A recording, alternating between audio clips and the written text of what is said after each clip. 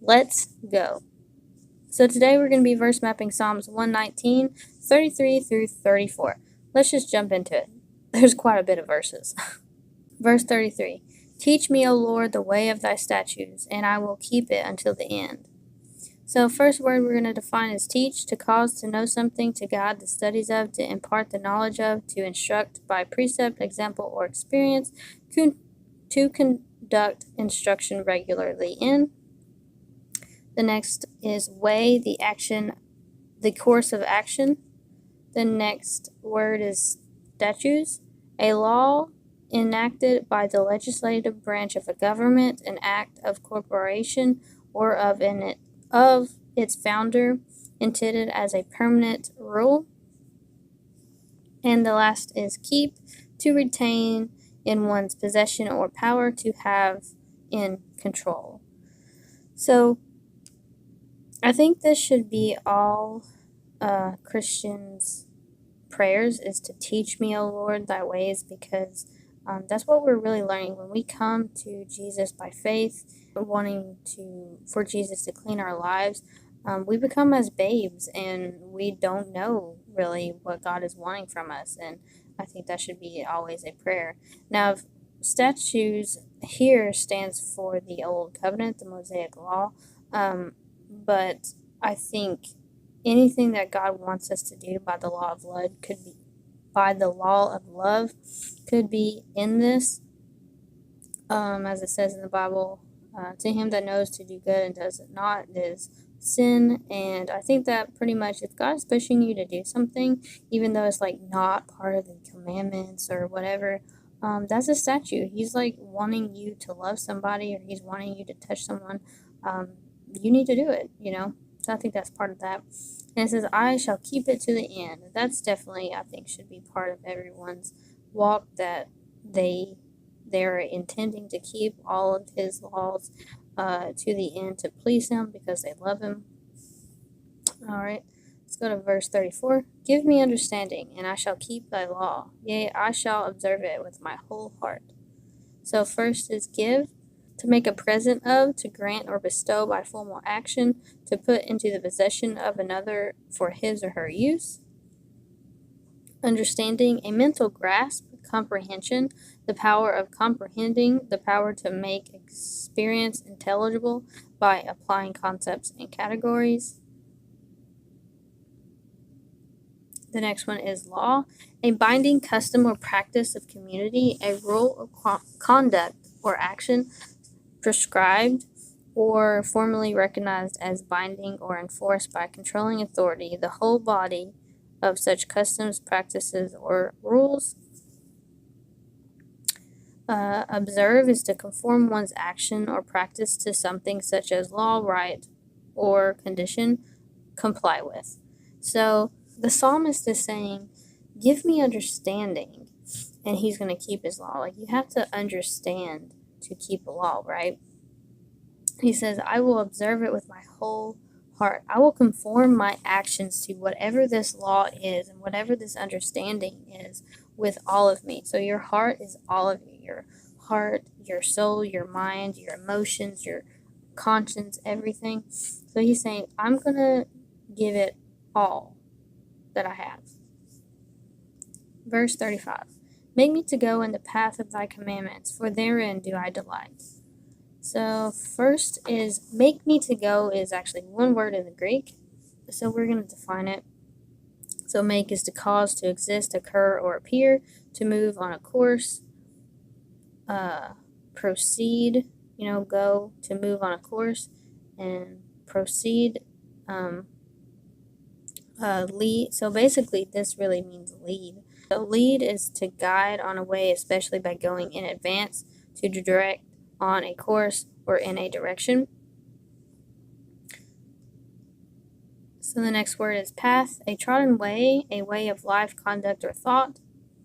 Commandment, something that is commanded. And delight, a high degree of gratification or pleasure or joy. So they're like saying, like, look, lead me, make me to go, lead me in the path of thy commandments. So the path is known because it's a trodden way, so we know the commandments. Because I do delight in your commandments. So, if you love someone, you delight in pleasing them, and that's what God is pleased with, is, you delighting in Him and what He has for you. We know that God only wants the good for us, and that's part of His commandments, is to keeping us from harm and things like that. So we need to delight in His commandments and ask Him, lead me in this way. Verse 36, incline my heart unto thy testimonies and not to covetousness. Incline is to lean, tend, to become drawn toward an opinion or course of conduct. Covetousness is having a craving for possession marked by inordinate desire for wealth, possessions, or for another's possessions.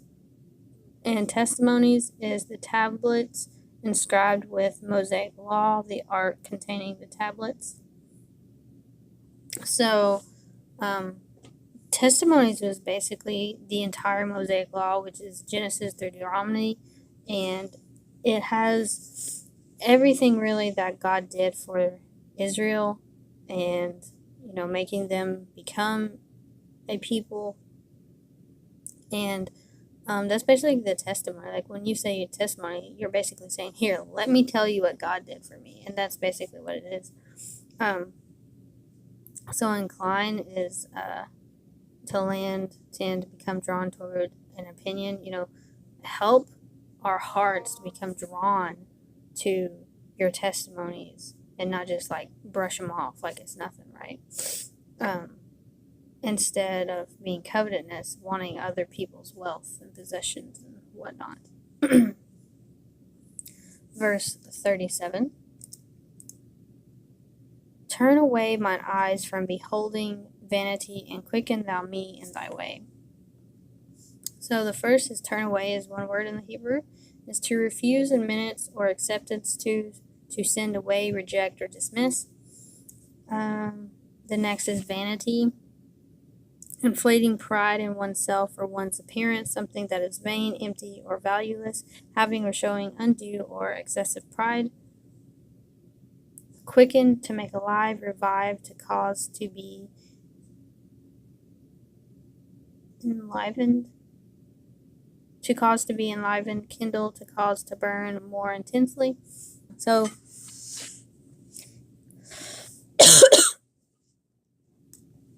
he's basically saying, like, I don't want to deal with vanity. Help me to reject it.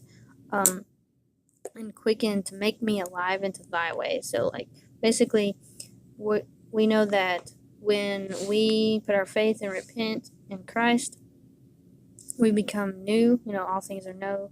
Everything else has passed away. So we become alive. That's what was happening being born again, is you're being made alive. And so make me alive in thy way. I don't want to be about this old person stuff, about this lust and everything. I want to be alive in your way and how you want to do things. So it needs to be our prayer as well. Verse 38, establish thy word with thy servant who is devoted to thy fear. So establish is to institute permanently by enactment or agreement, to make firm or stable, to introduce and cause to grow and multiply. So this is just a word like establish. And so there's asking, like, like, Father God, make me firm with thy word, because I am devoted, servant of yours, I'm devoted to thy fear. Proverbs, it says the fear of God is the beginning of wisdom. The fear of God is the beginning of knowledge. That's what they're talking about. Understanding who God is and his authority in the universe, like he created the universe. So, understanding that. Verse 39, turn away my reproach, which I fear, for thy judgments are good. Reproach is an expression of rebuke or disapproval a cause or occasion of blame, discredit, or disgrace. They're basically saying, please disregard or dismiss my reproach, my sin and my blame, because I fear it, I don't want it, I don't like it, because thy judgments are good, that he judges righteously. That's basically what we're saying. Asking for pardon, basically. 40, behold, I have longed after thy precepts, quicken me in thy righteousness. Longed is to fear a strong desire or craving, especially for something not likely to be attained. So precept is just a commandment or a principle or whatever.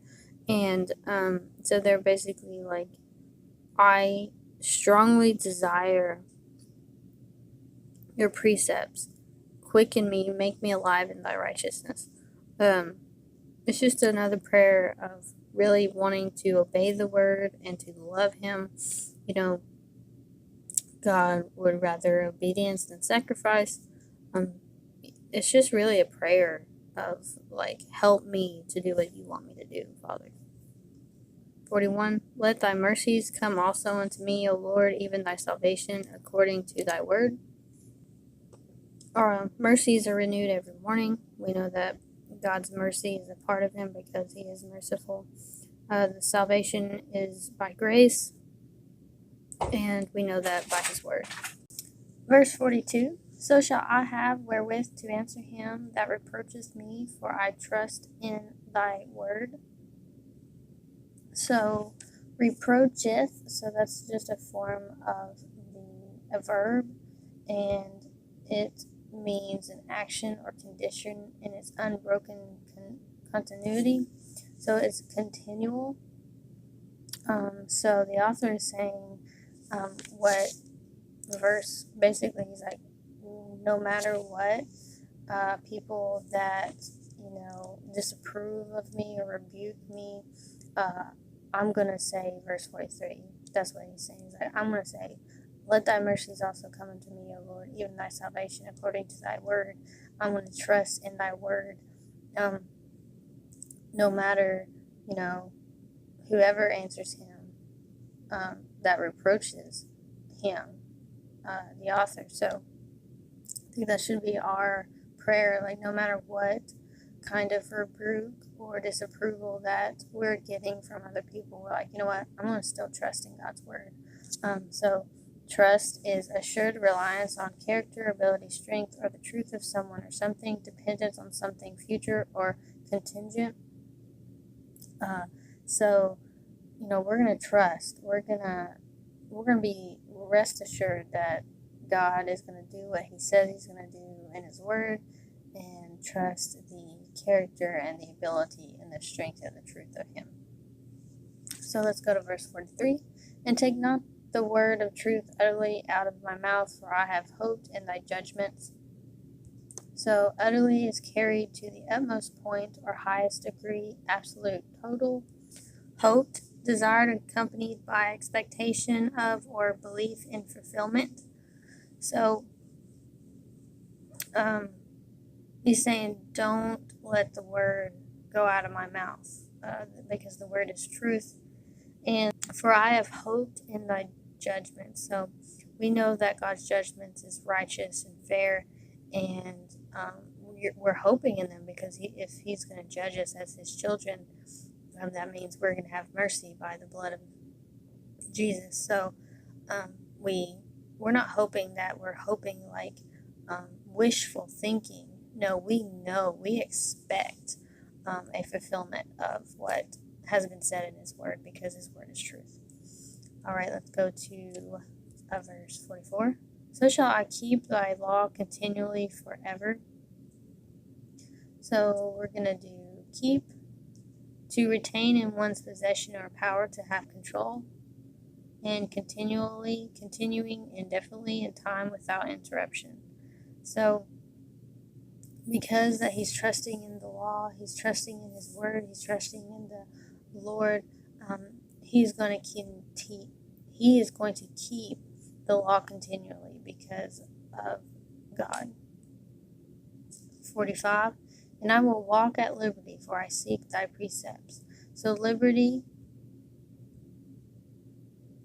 is the quality or state of being free. Precepts is a command or principle intended especially as a general rule or action. So basically, it's just a commandment. So we are free in Christ, so we walk with liberty, but we still understand that if we are saved by the blood of the Lamb and by His grace and in our faith, and we repent, we want to live a new life. We want to live a life that is pleasing to God. So we're going to seek after His commandments, to understand them and to keep them. Verse 46, I will speak of thy testimonies also before kings, and I will be not ashamed.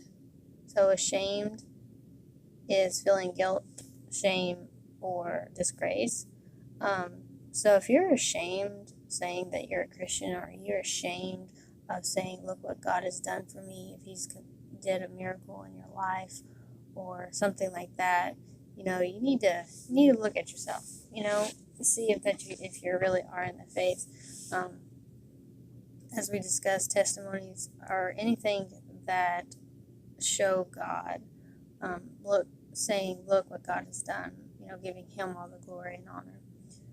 And I will delight myself in the commandments which I have loved. So delight is a high degree of gratification or pleasure, joy. Commandments, something that is commanded. Loved is to like or desire actively, to take pleasure in. When you love God, you love His commandments because you know that His commandments are there for your good and not for your harm. So you're going to love and take pleasure in them because, God changes you and gives you a new heart and new desires that you're going to, because you did have that faith and you responded to His grace. You're going to love new things. You're going to desire new things, and that's all of Him. Last verse 48. My hands also will I lift up unto thy commandments which I have loved, and I will meditate in thy statutes. Meditate is to engage in contemplation or reflection, to focus one's thoughts on, reflect on, or ponder over. So this doesn't mean the New Age kind of meditation that is not good, that's demonic, but meditation is just, pondering over, thinking on something, reasoning it out, just focusing on that, So if we are focused on His statutes and His commandments and His law, when Satan tries to come in and tries to tempt us, we're like, nope, I know God's word, you're lying, So we always have a comeback for Him by His word, and His word is power. So that sums up today's Mapping Monday. I hope you enjoyed. I hope it encouraged you and inspired you to get out there and do some verse mapping yourself. I'm the Word Nerd, and this is Counting the Cost Ministries. I hope you enjoyed digging deeper with me, and check me out on Instagram if you want to see any what I'm studying and my faith journal and whatever. And yeah, I'll see you in my next video. Remember, God loves you, and He's always with you. God bless.